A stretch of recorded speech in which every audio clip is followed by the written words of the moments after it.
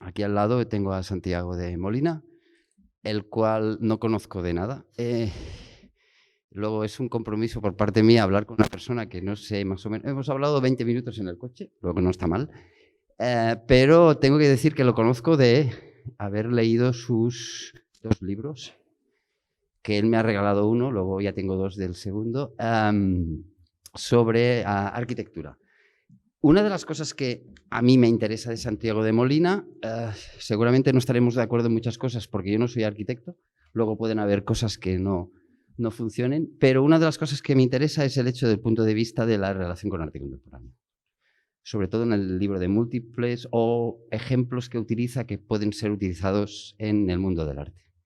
Y esta exposición, como está en medio de no sé qué, de si escultura o arquitectura o juego o lo que sea, creía que era bastante divertido que viniera él y me metiera caña, en el sentido bueno de la palabra.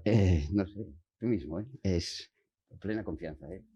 Luego el tema es, yo no sé cómo empezar, porque una de las cosas que quería hacer es que la charla tuviera el mismo tono que la exposición, que es que no sé de qué vamos a hablar, en el sentido de que vamos a generar un discurso donde las palabras puede que se comporten como las maderas que están en la exposición y vamos a hacer una construcción que puede estar muy bien o puede estar muy mal.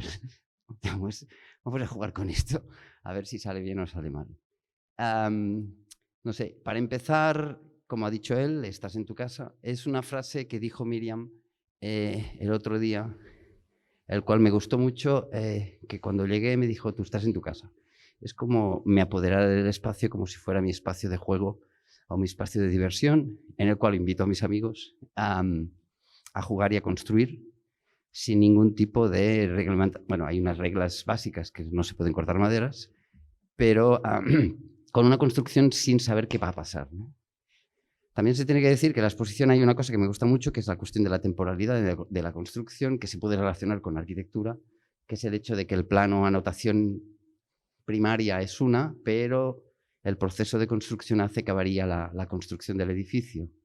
Y aquí tenemos un clave ejemplo que está ahí sentado con gafas, que es un arquitecto el cual cada día varía sus arquitecturas dependiendo de cómo se levante, la cual encuentro muy interesante el hecho de que el proceso de construcción de un edificio genera las formas y no viene dado por una idea implantada de buen origen. Por eso es una cosa que yo hacía antes y ahora no hago por culpa de ese arquitecto, que es el tema de que odia los renders y al final he acabado odiando los renders también por su culpa, por el sentido de que el render me da la información de cómo tendrá que ser, luego me impide cambiar el producto final. Luego, yo creo que la exposición está en estos términos, que es ¿qué es arquitectura? ¿Es escultura? ¿Es un juego? Y cogiendo esto, y luego te dejo hablar. Es que yo hablo mucho, es un problema que tengo. No, sin problema. Una de las cosas que yo creo que es muy importante en esta exposición es entender la exposición como un descampado, que es el espacio de institución paralela, que es el espacio donde hay un material con el que construyes y que está fuera, no de la ley, pero sí fuera de los ámbitos que entendemos del tema de la construcción y el respeto a la arquitectura que nace.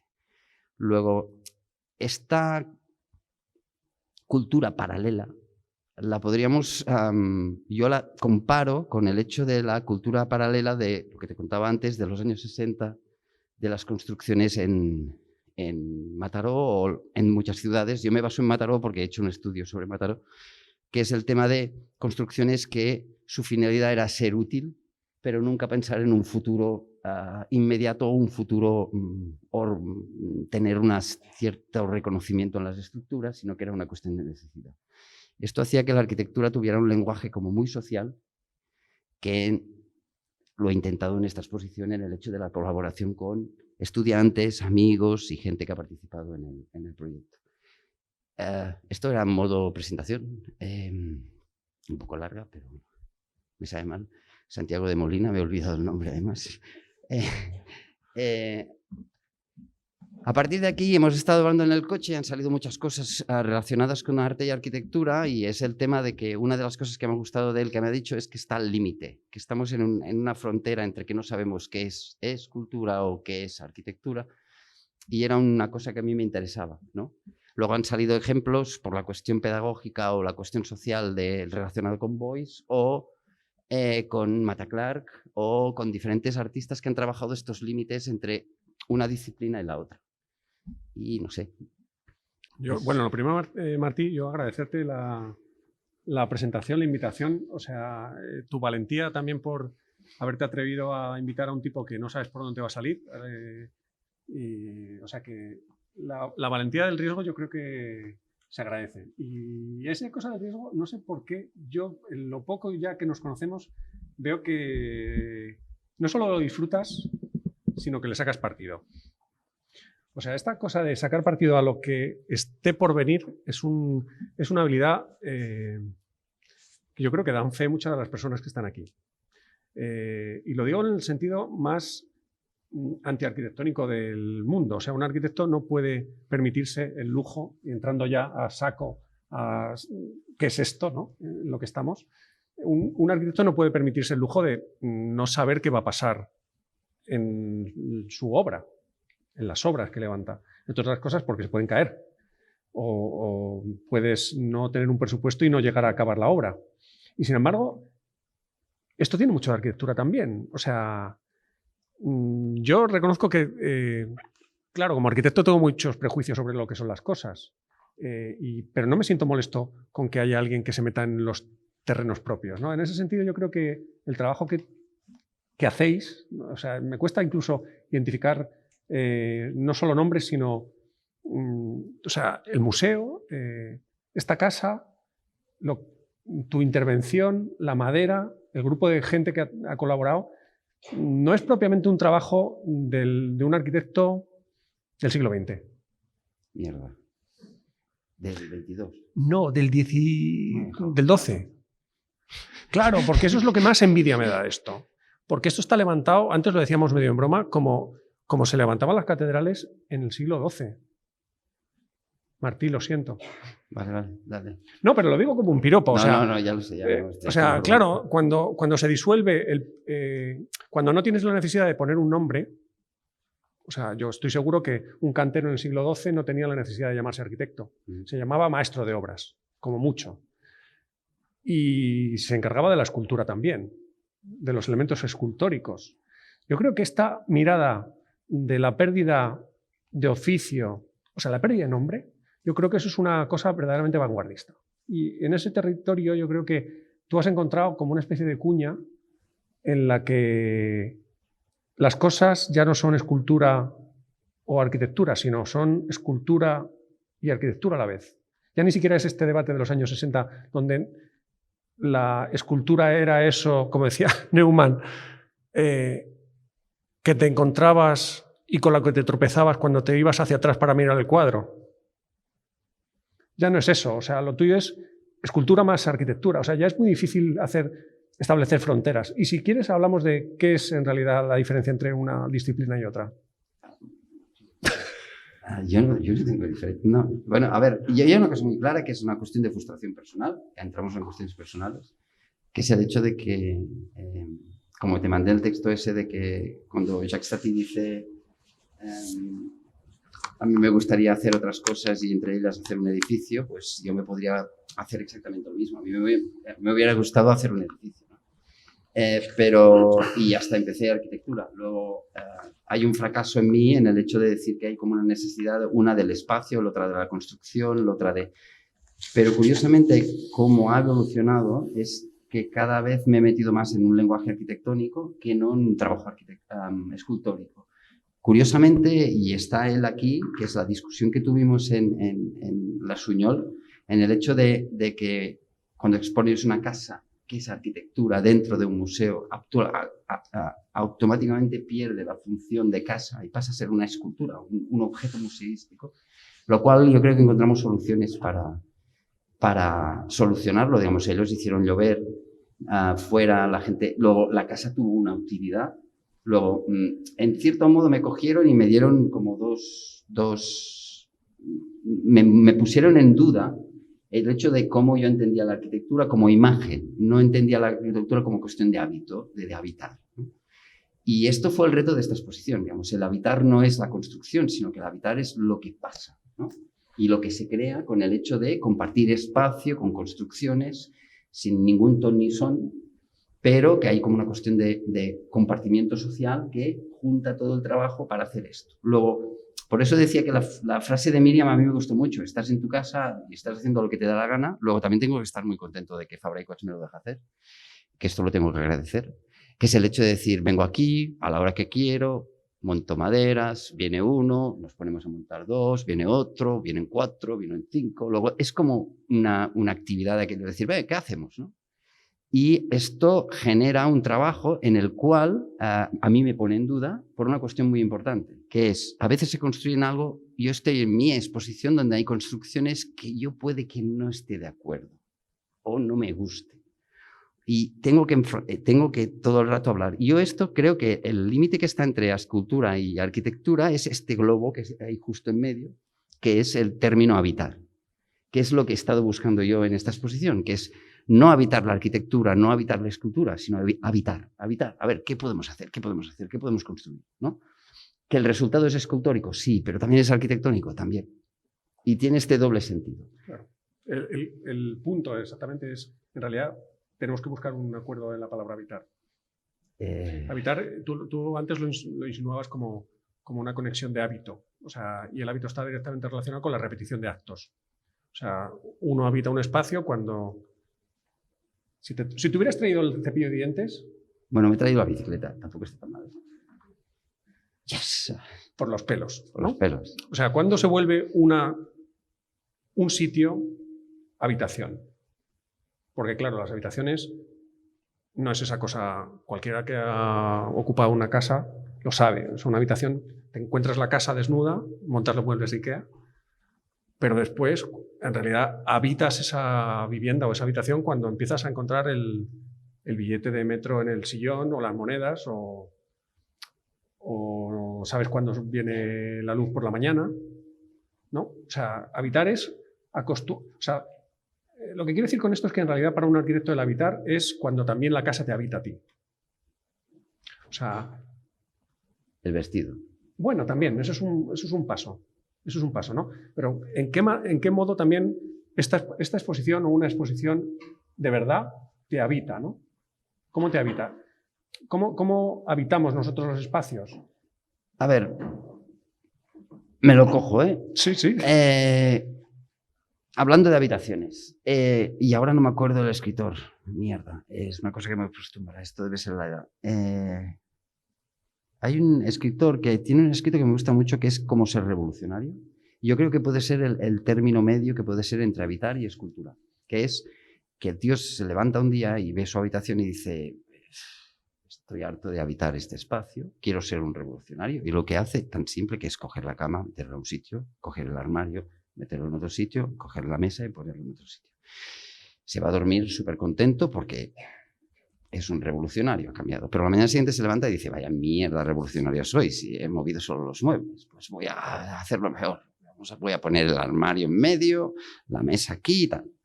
Se va a dormir, la mañana siguiente se levanta y dice, vaya mierda, es total. Y hasta que llega al punto, el texto es bastante largo, hasta que llega un punto que dice, para ser revolucionario de verdad, y para llegar al extremo, me voy a poner a dormir dentro del armario, justo en medio de la habitación.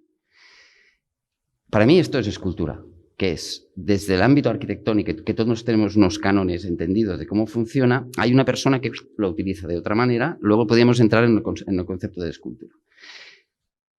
Pero tiene un problema, es útil, está durmiendo dentro del armario. Luego, esto va en contra de la escultura también, porque todo el mundo dice que la escultura sirve para verla o para disfrutarla, pero no tiene la utilidad que entendemos actualmente lo que es útil.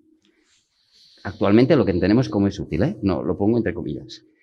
Pero, curiosamente, se pone a dormir dentro del armario y, claro, coge un dolor de espalda y un dolor de pies que el tío está harto ya.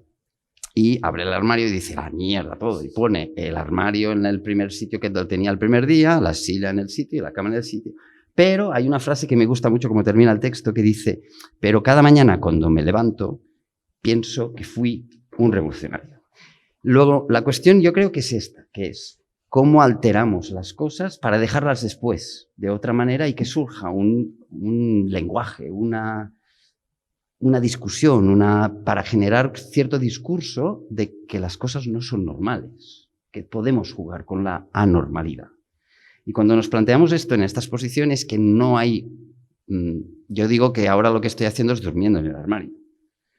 Pero curiosamente, la semana que viene, que es durante la exposición, pues se acabó de ser revolucionario, entre comillas, y lo que voy a hacer es desmontarlo todo y nos lo vamos a llevar. Luego, la sala va a estar abierta otra vez, va a ser otra vez la misma habitación, que vendrá otra exposición, que la exposición mantendrá el origen de la cama en un lado, la mesa en otro y la silla en otro. Pero hay una cosa muy clara que es, coño, me levanto y digo, bueno, pues fui revolucionario durante 3 meses, ¿no? En plan broma, no lo estoy poniendo tal. Pues yo creo que estos términos son los que diferencian la arquitectura con la actividad artística. Es que también puede generarse a través de lo que hablaba antes de la casa, si nadie lo sabe, bueno, es una cuestión que construimos una casa, tal, y la hicieron llover, pero ese de ahí me dijo que era un mueble, luego es como hoy todo aquello que yo tenía en la cabeza se me va. Pero esto, lo bueno es que no surge tú solo, sino que surge a partir de aportaciones de otra gente. Si son arquitectos, te ponen hacia un lado, y si son otra gente, te elevan hacia otro. Vamos, por ejemplo, el arquitecto, lo digo porque sois más serios, sois muy puristas en estas cosas, que no se puede tocar cierta cosa. Ahora estoy haciendo WhatsApp para que te moleste. Ya estoy molesto. No. Pero en realidad es verdad. O sea, puede ser una molestia parcial. Claro, hay un tema que tú tocas o que pones sobre la mesa que es bastante incómodo para un arquitecto, y es, das por supuesto que lo que va a pasar en esta sala lo desmontas y se acabó. Y que te queda en la memoria de lo revolucionario que fuiste. Sin embargo, para un arquitecto, los arquitectos lo llevamos bastante metido en las tripas, esta cosa de que los sitios no se olvidan de lo que ha pasado por ellos. O sea, los sitios tienen memoria. O sea, estas paredes están manchadas de lo que tú has hecho. Cosa que un escultor seguramente puede prescindir de esa sensación. O sea, un escultor que históricamente ha estado relacionado con una disciplina que se dedicaba a conmemorar a través de pedestales y cosas puestas en vertical eventos del pasado, resulta que esa dimensión de que los espacios quedan impregnados de lo que ha pasado, un arquitecto no puede... Es verdad que somos tristemente más serios que los escultores. No, pero ahora estás hablando de lo que... Creo que es en el hambre de arquitectura hablas de la ausencia, de la arquitectura. Que aunque el edificio no esté, todo el mundo recuerda el edificio. Todo el mundo, bien, el sitio recuerda. Aunque se construya algo. Sí. Esto, hay un comisario que se llama Martí Manén, que ahora está en Suecia, que dice una frase muy bonita, que es: los museos están llenos de capas, los tenemos que ver como llenos de capas. Digamos, es parecido el lenguaje que utilizas tú, en el sentido de decir, cuando vas a ver la exposición, antes había otra, y antes había otra, y antes había otra. Luego, este periodo de corte temporal que tiene el arte en los museos tiene un punto que rige mucho cómo funciona. Y él habla, el espacio puede ser cálido si hay el recordar de la memoria de lo cálido, efectivamente. Igual pasa con esta madera que estáis utilizando. O sea, un arquitecto, hoy, sobre todo, hay una sensibilidad muy fuerte de dónde vienen estos pinos, ¿no? Esta madera. O sea, está con certificado. No, no lo digo tanto por lo ecológico, lo digo tanto por la memoria. Hay un relato precioso que es tan impresionante que yo no dejo de recordarlo, y es la construcción de un templo japonés, de un escultor húngaro, además. O sea, es un texto que se llama Al norte de la montaña, al sur del camino, al este del lago. Bueno, es la memoria de construcción de un templo japonés, y que tiene que ver con tu madera, con la madera que... Y en la construcción del templo lo primero que hacen es contratar a un equipo de arquitectos, bueno, no lo sé, o carpinteros, no sé qué nombre, es que claro, el problema es de los nombres, ¿no? Y lo primero que hacen es comprar una montaña, ante el pasmo de todos los encargantes. Dicen, bueno, ¿una montaña para qué? Si el terreno que tenemos es este y está lisito y está perfecto para construir. No, es una montaña para plantar los cedros que construirán el templo. Y se pasan años y años construyendo, cuidando, pastoreando los cedros, sabiendo que los que están en la parte alta serán más flexibles, los que están en la cara norte tendrán la madera más dura, los que están en la cara sur serán más flexibles para las vigas y los otros para los pilares. Este pastoreo paciente de lo eterno es muy propio de la arquitectura, ¿no? Somos capaces de tener mucha paciencia porque sabemos que las cosas tienen que durar muchísimo.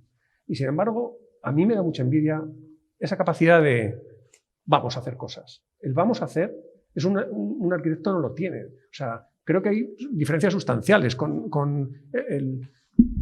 Ojo, yo no podría dormir si esto no lo hubiera calculado. Pues yo duermo muy bien. A mí eso me da envidia, o sea, no, puede que sea... Creo que esa... no solo me da envidia, creo que es una cosa que está perdida y que me gustaría recuperar de... Bueno, a lo mejor es tuya particular y el resto del mundo de la escultura no pasa, o el mundo del arte, ¿no? Pero creo que el debate que tú abres con esta obra o con esta intervención trasciende con mucho el lo performativo, que es un camino que se ha utilizado mucho en arte en los años 60. Hemos venido hablando de esto, ¿no? Los límites de la escultura entendidos como pues, lo que hace Raquel Wild-Red o Mata Clark, o bueno, todos estos compañeros tuyos invisibles que están aquí, porque también esto está poblado de fantasmas, de alguna manera están lanzando preguntas a la arquitectura. Yo las recojo por la parte que me toca gustoso. O sea, creo que el desprejuicio que hay aquí y la alegría me resulta envidiable. Ahora te voy a hacer un piropo. El tema es, vamos a hacerlo al revés. Una de las cosas que me gusta de esta exposición es que funciona de unos cánones de construcción, los cuales hay unas pautas lógicas, que es un tipo de madera que no se puede cortar, y esto condiciona la construcción. Pero esto, si tú coges, por ejemplo, que creo que en arquitectura también funciona, y esa arquitectura que seguramente no hay arquitecto detrás, bueno, es una arquitectura más una cuestión, podemos coger como ejemplo las casas de cos de Mataró, bueno, o del Maresma, que la anchura de la casa viene dada por el árbol de la zona, que es 4,5 metros, y es una medida. Es 4,5 metros, luego la casa de cos. Luego en el Maresma tú tienes la casa de cos, la de doble cos y la de cos y mig, ¿no? Que es 1, 2 o 1,5. Pero las construcciones son todas iguales, pero pertenecen a este tipo de, entre comillas, ya sé que la palabra seguramente no me gusta, de azar, que es de tradición, porque es la misma manera que construyeran los barcos en la zona del Maresma, que es las maderas que tienen alrededor, saben secarlas, y al mestradasha hace el barco. Pues el carpintero hace lo mismo, que es, ¿qué árbol tengo? 4,5 metros, no puedo hacer un edificio de 100 metros, no, 4 metros. Luego es muy curioso porque las casas de coche además tienen una cuestión muy importante, que es lo que me gusta a mí de este tipo de arquitecturas, que no hay una cuestión estilista, sino que es una cuestión de necesidad. Que esto lo hemos hablado bastantes veces con Josep, que es el tema de que la casa de cos está hecha de una manera que es unas medidas claras por la cuestión de las... ¿Cómo os digo? Vigas.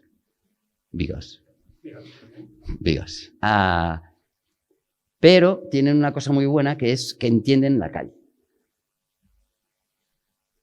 ¿no? Que es una casa que es comunicativa con el exterior. Luego es esto, digamos. El problema es encontrar este punto de...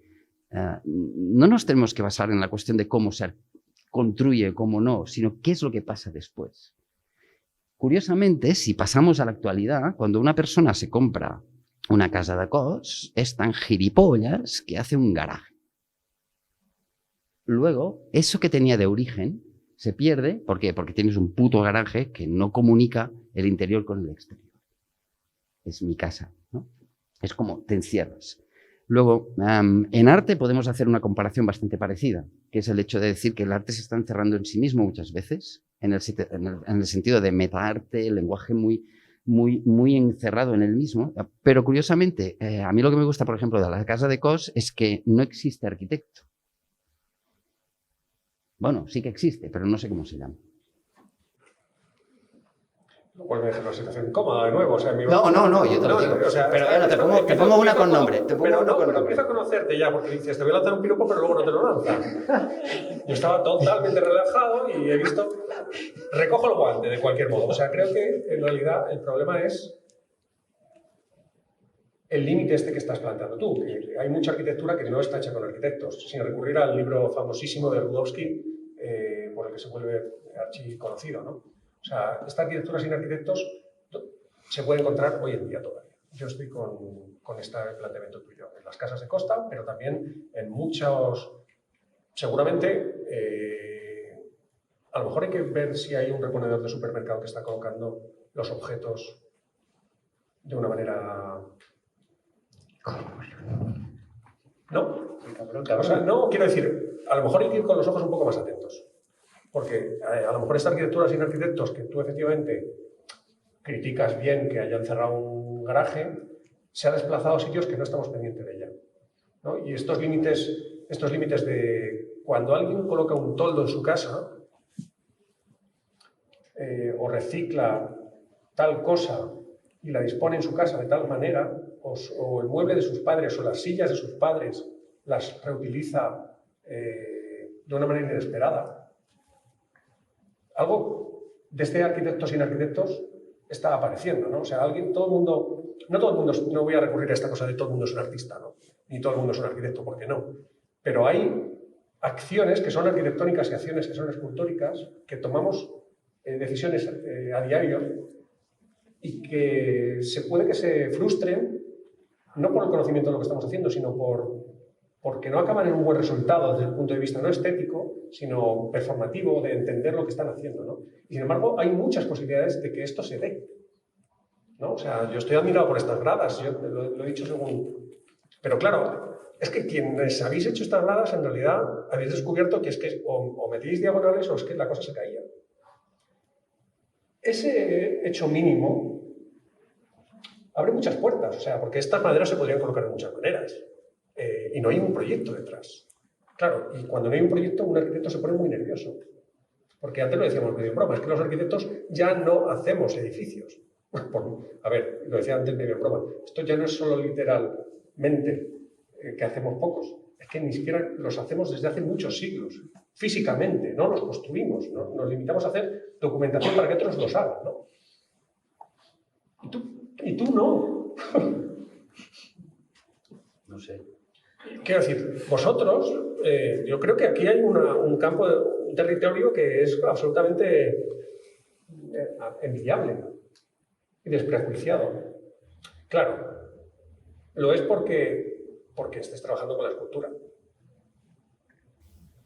No, Pregunto. Yo creo que seguramente que sí. No sé, el resultado es, no sé, es que el resultado es arquitectónico, pero también es escultórico, pero también el funcionamiento es, entre comillas, sin ley. Pero está funcionando como gradas. Pero sí, pero yo creo que estamos más en un lenguaje, como te decía al principio, del descampado, que es... a ver, también me pongo con cuestiones personales para defenderme, que es una estrategia muy buena. Una suerte que he tenido yo es que mi padre era tan cabrón que lo que hacía es llevarme en el Pirineo y decía, ahí te espabilas, ¿no? ¿Esto qué hace? Que tienes que aprender a trabajar con lo que tienes. Esto genera una manera de funcionar que, en cierto modo, las dos fotos que anunciaban la exposición, una era un coche que hice yo de 12 años y la otra es una obra de arte que hice cojonuda, que la hemos repetido, que es yo tirándome a la piscina, pero que no estoy dentro de la piscina. Luego, hay ese doble juego que es... generabas discurso y generabas cosas que funcionaban, pero no en el caída de decir va a tener una durabilidad muy larga, sino que era de juego, que es la cabaña, que entramos en unas cosas de decir, que entraríamos en el concepto de, perdón, de Lévi-Strauss del bricolé. Claro. Que es, haz lo que puedas con lo que tienes y espabila. ¿Y esto qué hace? Inventiva, imaginación, vas generando, ¿no? Y se genera un discurso que no viene dado por una notación primera, sino viene dada por una construcción de lo que sea. Luego, cuando construyes gradas, resulta que aparece uno y dice, no, yo ahora quiero hacer con diagonales. Pues hazlo con diagonales, no tengo ningún tipo de problema. Y el tío se puso en el suelo y empezó a hacer las diagonales. Luego venía uno y decía, esto no se va a aguantar. Déjame. Y al final se ponen todos juntitos y hacen una grada de cojones. Y es mejor la suya que la que empecé yo. Luego, es una cuestión bárbara en el hecho de decir que hay un doble juego.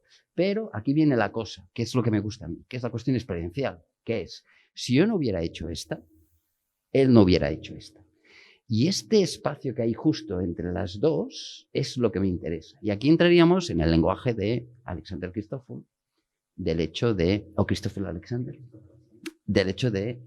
la cuestión experiencial, que viene dada por unos patrones que tú no sabes, pero que existen. Y cuando aparece esto, el mundo es maravilloso. Claro, pero porque está muy relacionado con el mundo del juego. Sí. O sea, jugando aprendes a jugar. Y esto es propio, esto sí que es una cosa compartida entre arquitectura y escultura. Y en realidad una de las esencias básicas del divertimento del juego, ¿no? O sea, el juego entonces es muy útil, porque sirve para aprender, sirve para generar cohesión y sobre todo no sirve para nada. No. O sea, juegas por jugar. Por eso yo pongo mi tesis que me gustaría que, bueno, no lo he terminado, pongo mi tesis que me gustaría ver un partido de fútbol que los entrenadores fueran artistas. El partido sería cojonudo. En el sentido de que... Quedarían 0-0. O no, o 45-45. Pero digamos en el tema de decir que, imagínate que les dice que es lo que me gusta del juego, que es romper las reglas. Que es el tema de decir, vamos a jugar a fútbol, vale, pero la pelota no se saca en medio, se saca en el punto de penalti. Es cojonudo, digamos, ya cambias completamente la estructura, lo cambias todo, construyes de otra manera, ¿no? Y se genera un discurso en el cual aparece como lo que te decía al principio de una institución paralela a lo que tenemos implantado. Y esto es para mí el globo que está en medio, que es un espacio de aire, que no lo sé definir, que es absolutamente acojonante. Y conseguirlo no creo que lo haya conseguido, pero he hecho un pelín, bueno, un pequeñito, ¿no? En el sentido de, hostia, a ver qué pasa, ¿no? Y este punto a mí es lo que más ahora me interesa en el mundo del arte, por una cuestión básica, que es un juego, no hay leyes. Bueno, hay un poema, hay un poeta que se llama Enrique Casasas, que tiene una frase que me gusta mucho, que dice que el mundo del arte es el único que todo el mundo sabe que tiene reglas, pero nadie te dice que las tienes que seguir. Luego, está bien, en el mundo del arte tiene reglas, pero tú te las puedes pasar. Y esto es absolutamente extraordinario porque puede crear este tipo de vínculo. Y es que yo no sé describir esta exposición. Es que el problema que tengo yo es este, en el sentido de que hemos hecho algo que está en un punto, el cual, la discusión que tenemos antes de ¿qué coño es esto? Arquitectura, escultura. Sí, si te digo la verdad, tampoco importa mucho. Efectivamente. Y el asunto es, claro, ¿qué va a quedar de esto? Hay dos cosas. Esta pregunta me la han hecho 2 veces. Pues entonces la cambiamos. No. Esta pregunta me la han hecho 2 veces y la otra vez fue más agresiva la pregunta. Pero no fuiste tú, fue otro. No tengo ni idea. Pero la cuestión básica es que sí tienes la sensación de que esto tiene que tener algo. No, era más sencilla que esa la pregunta. En realidad, como los juegos, o sea, lo bueno que tienen los juegos es que cuando acabas, te vas feliz a casa. Bueno, pero el juego también tiene una cosa que lo puedes abandonar en cualquier momento. Sí, pero no puedes hacer trampas. O sea, cuando uno juega, los juegos, hay una cosa muy bonita en esto de los juegos y es que, en realidad, el fin del juego es una disciplina autotélica, así como en términos psicológicos, ¿no? Que su propio fin es jugar, ¿no? Pero a la vez, odiamos a los aguafiestas que se saltan las reglas de los juegos. ¿Qué ha pasado? ¿Ha habido aguafiestas? Pues a los aguafiestas enseguida se les echa. Bueno, los eché, sí. Es inevitable. O sea, siempre que hay trampas...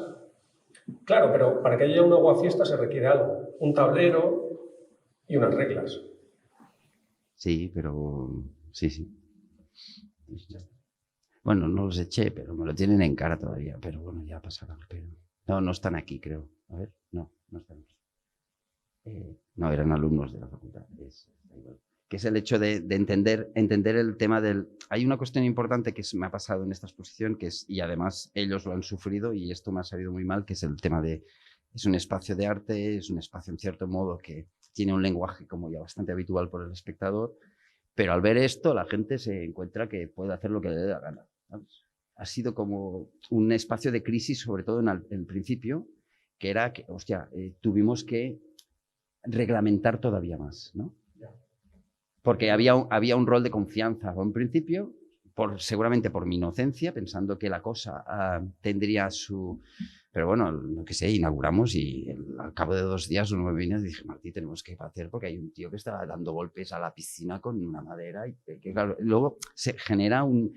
Pero yo entendía que la exposición era como si yo te diera las llaves o ellos me hubieran dado las llaves de su casa y me hubieran dicho, oye, puedes vivir aquí durante 3 meses. Coño, es su casa, no es la mía, luego tengo que ir al tanto, ¿no? Que esto es una de las reglas. pero resulta que hay gente que se lo pasa por... Y esto es uno de los problemas que ha surgido tengo que decirlo, digamos, es una cosa que a mí me decepcionó, que es el hecho de decir que hay gente que no sabe jugar. Es que es el problema. Claro, ¿cuál es el límite de las reglas? O sea, entiendo que esto es de otro orden de cosas y afecta incluso a la integridad del museo y no quiero banalizarlo porque es una cosa seria, ¿no? Como para enfadarse. Pero ¿te hubieras enfadado lo mismo si hubiera traído gente clavos en vez de tornillos? No, evidentemente no. No. O sea, ¿cuál es el límite en el que las reglas se rompen? Bueno, cuando eres incivilizado, evidente, ¿no? A ver, el resto yo creo que no ha habido ningún tipo de problema. Yo creo que ha habido una cuestión... No, es que ahora no me coloco. Sí, te digo, si hubiera alguien traído un cubo de pintura roja para pintar la madera... Me hubiera cabreado, claro. Es más claro que la una. Más que nada porque no me gusta el color rojo. Si hubiera sido azul... No, a ver, no tengo ni idea. No, ha habido momentos, pero hasta ha pasado con la cuestión de... Hay una cuestión importante que es aquí donde me ha creado ciertos discursos, hay ciertas problemáticas, que es el hecho de sobreentender que el arte participativo es que puedes hacer lo que te da la gana. Y en cierto modo yo creo que lo de Bourriaud a los 2000 le pasó esto, digamos, duró poco porque llegó un momento que era insostenible, era imposible darle tanto protagonismo al espectador para que generara un discurso institucional, además, porque venía de una participación institucional. Pero cuando estás aquí, hasta la misma institución yo creo que ha pecado de prácticas... pero bueno, esto es una cuestión que no tiene ningún tipo de importancia. Por otro lado, hablando me interesa más la institución paralela, que es el hecho de que la gente que ha venido a trabajar aquí, a partir de ciertas reglas y a partir de ciertos comportamientos y a partir de decirles podemos hacer esto, vamos a hacer esto, me gustaría hacer esto y tal, se genera algo que es muy extraño. Y en ese punto es el que a mí, digamos, la exposición a mí me ha encantado en este aspecto. De acuerdo que me sabe mal, pero si no estabas aquí viendo la exposición, no lo podías ver. Pero si hubieras venido el miércoles pasado, esto era una bacanal, ¿no? Era digamos, para mí fue un momento álgido. Era como, yo no entiendo nada. Digamos, yo estaba con la cámara tirando fotos diciendo, a ver, ¿qué coño está pasando aquí? Vamos, todos aquí gritando y una chica aquí con esquís, con gorro, gafas y por tirarse, ¿no? Y aquí gritando, bueno, fue absurdo. Y fue en un espacio privado. Y aquí es cuando estamos hablando de, y aquí viene la clave, que para mí es arquitectura. ¿Qué es? Era un espacio, aunque estuviera abierto, no había público, pero si hubiera habido público, no se hubiera hecho lo mismo. Y esta es la intimidad que da el edificio, era como si fuera mi casa. Luego, para mí, la arquitectura aparecía en ese momento, aunque fuera un hecho escultural. Pero la cuestión es, si yo pongo mando un mail diciendo que el sábado 5 Beth se va a vestir de esquiadora y se va a tirar, y los otros, que son unos gamberros, se van a poner aquí a gritar a por ellos, España, España, y independencia, independencia, y tal, y esto era una juerga tremenda. Hubiera tenido un tema performático donde el público lo hubiera interpretado como una acción artística, que no lo era. Y aquí es cuando yo pierdo la cabeza, porque no sé dónde me ubico. Y entramos en un rol muy complicado, que era, lo estamos haciendo en casa, era mi casa, bueno, o su casa, pero al mismo tiempo era un espacio público abierto. Si venía alguien del público y se encontraba con eso, yo no sé qué pensaría. Sí lo sabes. Bueno, una colla de locos haciendo así. Y cuando hubo el Tour de Francia aquí con bicicleta, pasa exactamente lo mismo. De golpe cogen bicicletas y empiezan a dar vueltas aquí como si hicieran cursos de bicicleta, uno para arriba, uno para abajo. Esto era un cachindeo. Damos una ahí y tal, la bicicleta, ahora sin manos, ahora no sé qué. Y yo pensaba, esto es, pero no lo puedo hacer público en directo. Bueno, muchas veces lo íntimo no hay que hacerlo público. Pero hay una cosa que tocas que yo creo que claro, desborda entonces lo de la guitarra como lo habíamos planteado al principio. Y este sí que es un tema central tanto a escultura como a arquitectura, porque desborda incluso los nombres, ¿no? En realidad, ¿cómo se genera un espacio? O cómo se genera ese habitar. O sea, hemos hablado antes, hemos hecho referencia como tangencial al hábito, al repetir cosas, incluso al espacio, a la construcción de lo que tienes alrededor. Pero yo creo que hay una cosa que los arquitectos no nos hemos atrevido a reconocer y que tú lo estás poniendo sobre la mesa ahora mismo con esta cosa que pasó la semana pasada. Es que en realidad la intimidad se genera a través de dos personas a cierta distancia haciendo ciertas cosas, que puede ser una conversación.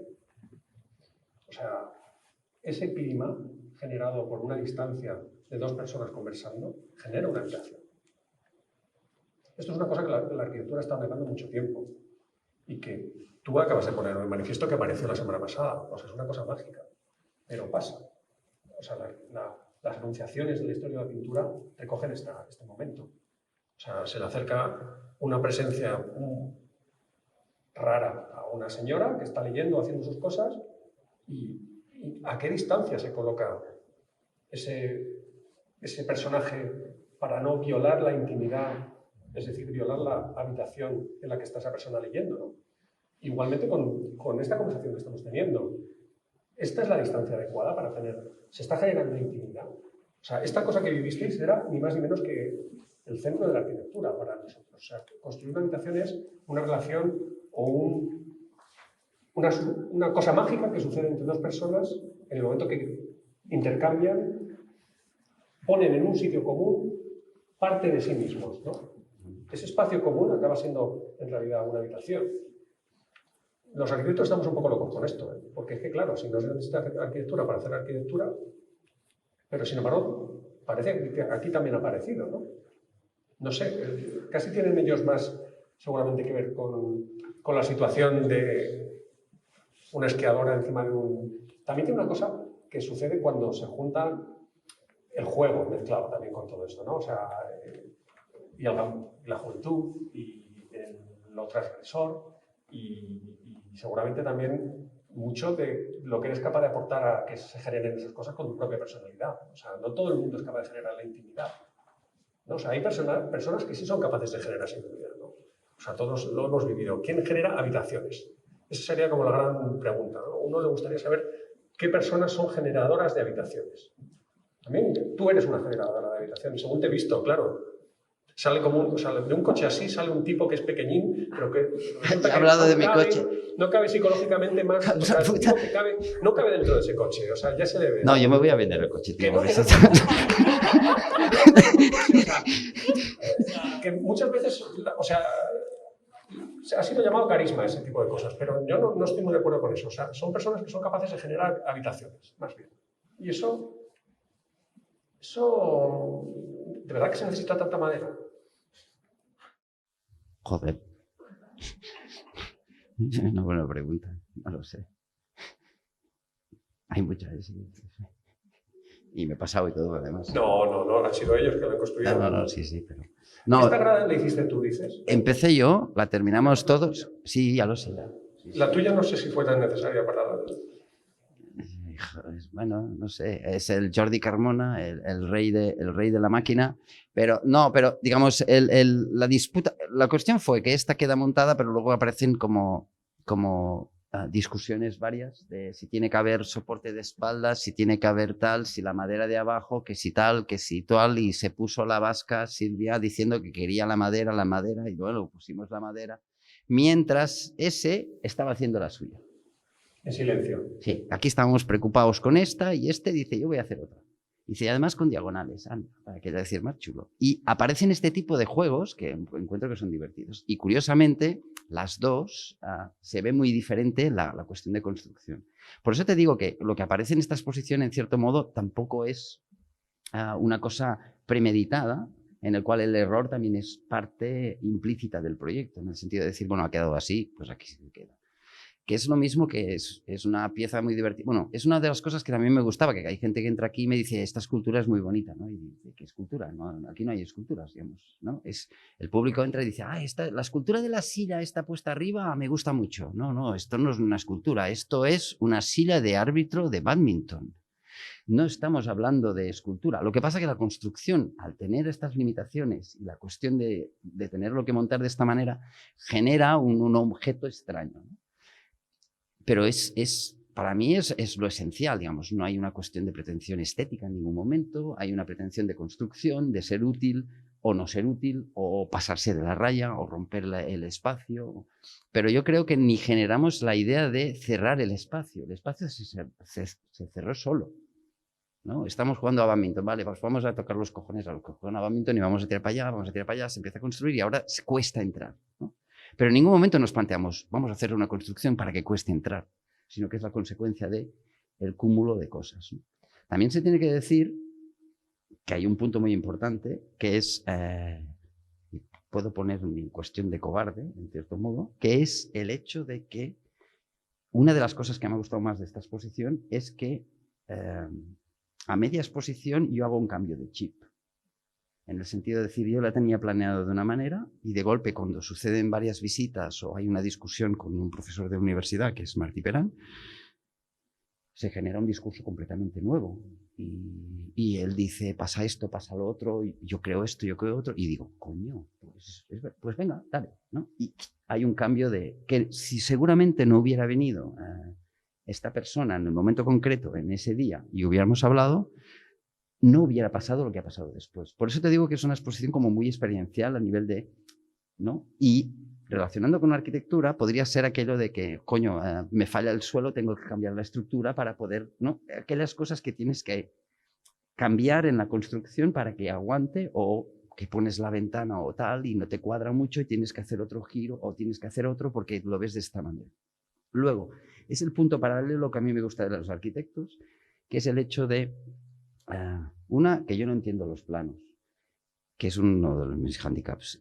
Intento leer los planos de arquitectos y tengo graves problemas y me encantan, pero no llego a definirlos. Y la otra es la mirada que tienen cuando ven un edificio, que yo no la tengo. Y me gustaría, pero me gustaría aprenderla. Digamos, cuando, por ejemplo, ahora pongo un ejemplo de Josep, cuando él habla de arquitectura, no habla habla de sensaciones, experiencias, de cómo el material, cómo no sé qué. Lo ves que es casi escultórico el lenguaje que utiliza. Y esto es absolutamente extraordinario. Luego, y no estamos hablando de habitar o comer, sino mira cómo ha puesto esto en este sitio. Y dices, ¿no? Y es, coño, no me estás hablando de arquitectura, me estás hablando de forma, construcción, qué tipo de material, qué tipo... Y es un lenguaje muy parecido. Y esto es una de las cosas que me gusta. Es que es un lenguaje muy parecido y sobre todo está relacionado directamente con esta apelación que tú hacías ahora mismo a los ojos. O sea, la única diferencia es que, supongo también que les pasa a los médicos, pero el arquitecto mira con una mirada muy concreta las cosas. O sea, yo estoy viendo estas gradas y veo, pues eso, las experiencias chilenas de la construcción de la madera con las diagonales, estoy viendo Tatlin, estoy viendo...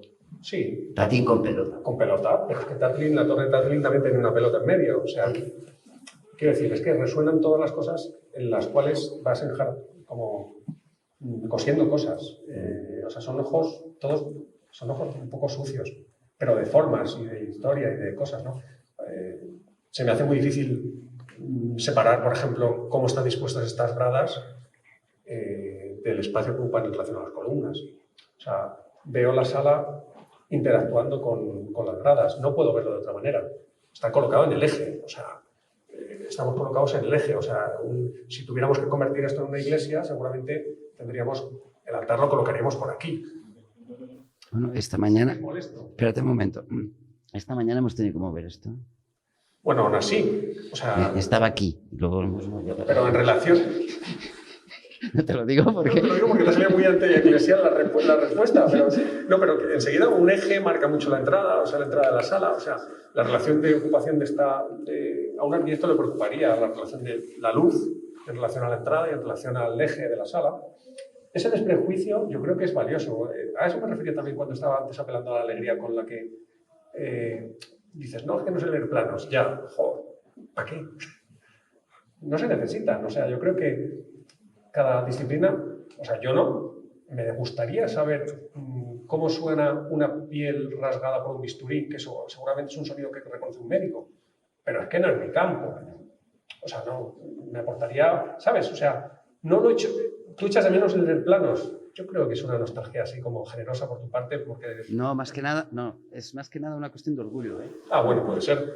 Sí, porque un día a ese quiero irle y decirle, lo entiendo. Es una cuestión de...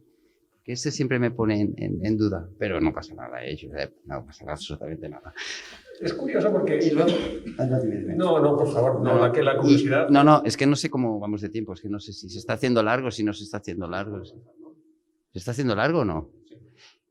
Para terminar, no, es que, bueno, a ver, yo creo que lo mejor que podemos hacer es seguir hablando para ver que no hay luz en la sala, hasta que se haga de noche, luego nos vamos, ¿qué os parece?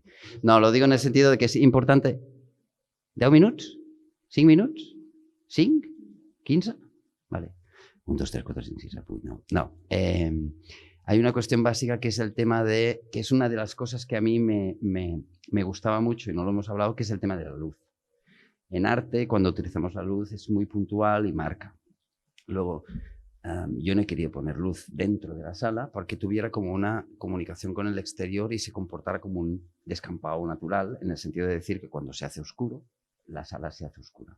Luego, mantener también hay una cuestión importante que el estático del arte, cuando vas a un museo, cuando está iluminado, la temporalidad es nula, porque siempre está allí, con la misma luz, con la misma tal, y está encerrada como en una vitrina de luz, donde eso queda estático. Y aquí no, aquí lo que está pasando es el hecho de que la luz varía totalmente las formas y las sombras, que luego esto ya me meto con la arquitectura, porque es aquello de decir... y esto es por cuestiones de que...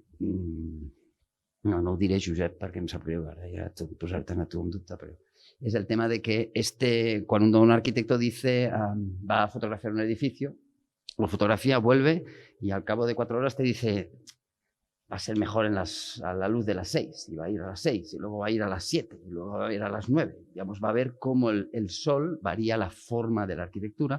Era una cosa que quería introducir en mi exposición, en el hecho de decir, aquí, es una pena que se abre la sala a las 12, pero a las 10 es acojonante lo que pasa aquí, en el sentido de que la luz entra y queda todo con sombras, no tiene nada que ver con lo que vemos ahora.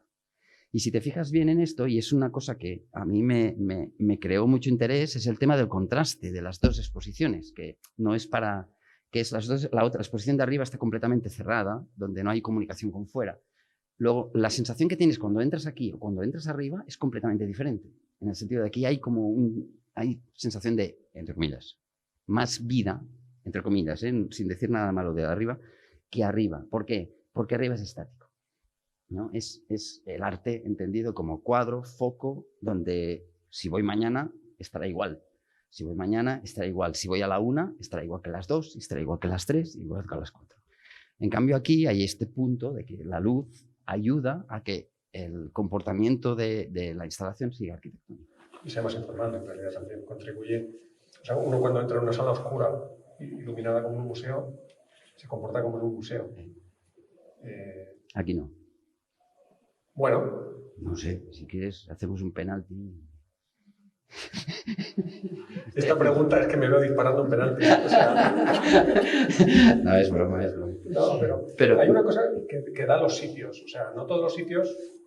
A ver, lo digo de otra manera. Muchas veces el museo se comporta como un marco a lo que tiene dentro, sistemáticamente casi. Esto pasa siempre, ¿no? O sea, pero pasa con la apreciación de la belleza también. ¿Te acuerdas? Hay una cosa famosísima que ha pasado que a mí me cambió también, y lo he utilizado muchas veces para hablar de esto. O sea, cuánto el contexto determina nuestra capacidad de percibir la belleza. O sea, Joshua Bell, que es uno de los violinistas más increíbles del mundo, que tiene un Stradivarius, o sea, un instrumento que cuesta, o sea, podrías hacer exposiciones toda tu vida con un presupuesto de un Stradivarius, ¿no?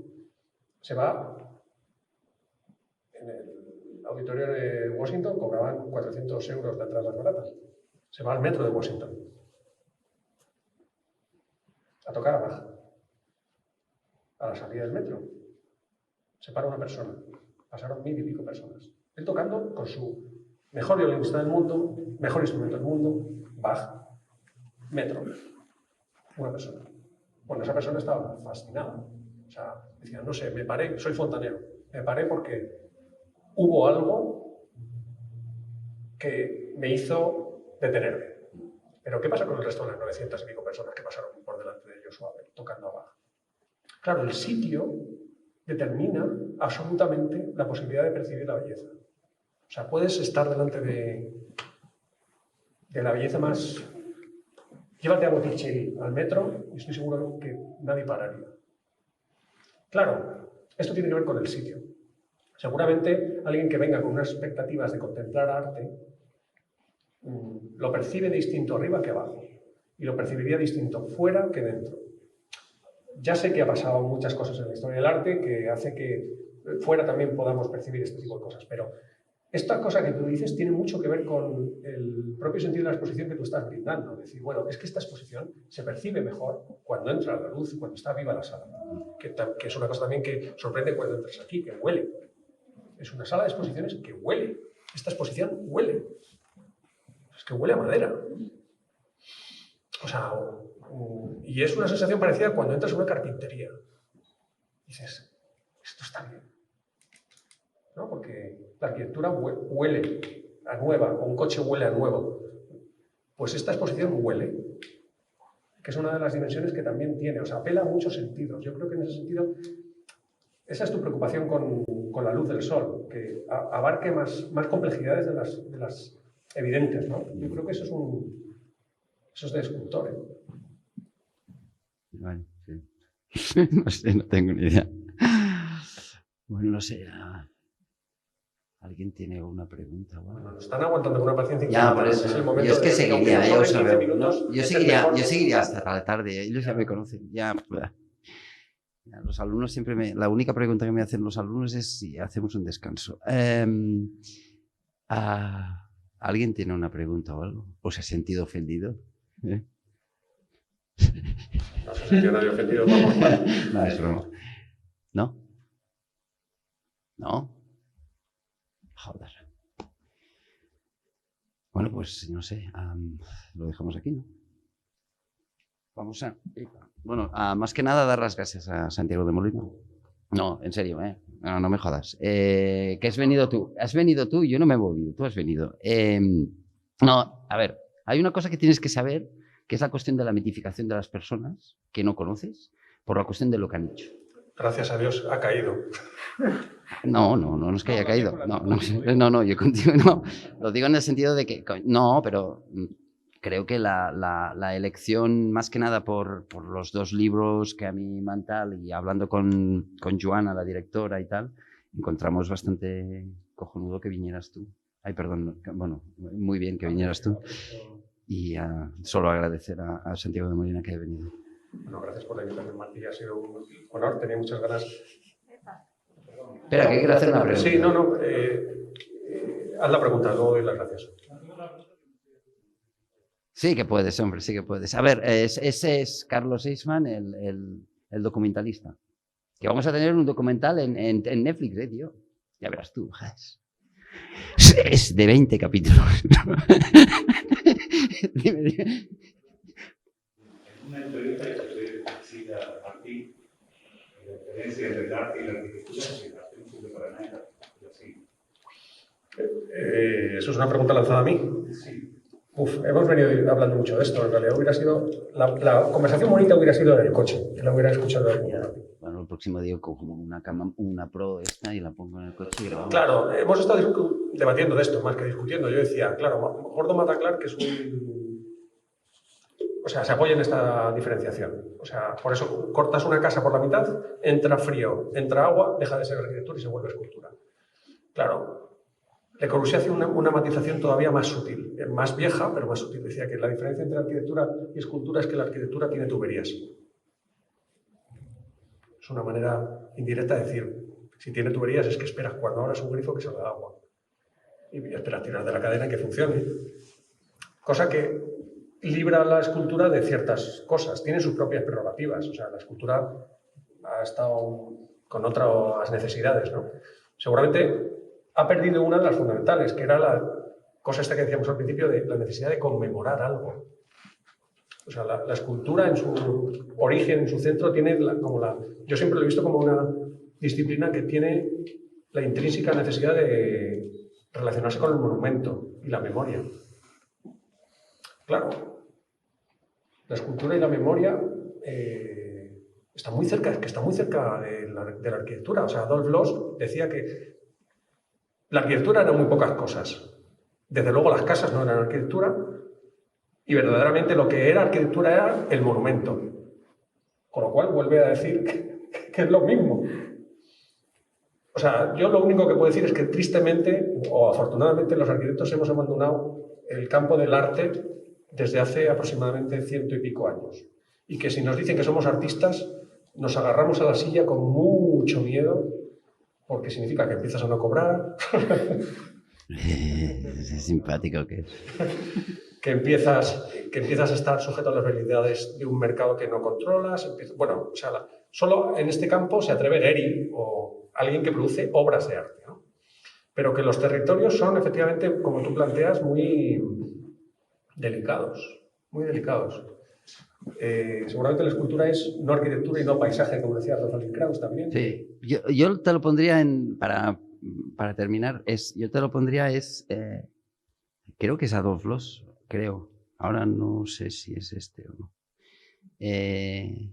Podemos ponerle Corbusier, también cuela. El tema clave es, si tú paseas por un bosque y te encuentras un montículo de 2 metros en el bosque, puedo pensar que es una escultura o también puedo pensar que han enterrado a un hombre o una mujer. Luego, yo creo que estamos en este punto, que es justamente si es un montículo de arena, lo ves como una escultura, pero si piensas que puede ser, es arquitectura. Bueno, es mi teoría, no sé si es buena o no. Me parece bastante razonable, estoy bastante de acuerdo. Vale, pues de puta madre. Hemos acabado bien. Bueno, muchas gracias. No, gracias por la invitación, Martí, es un placer.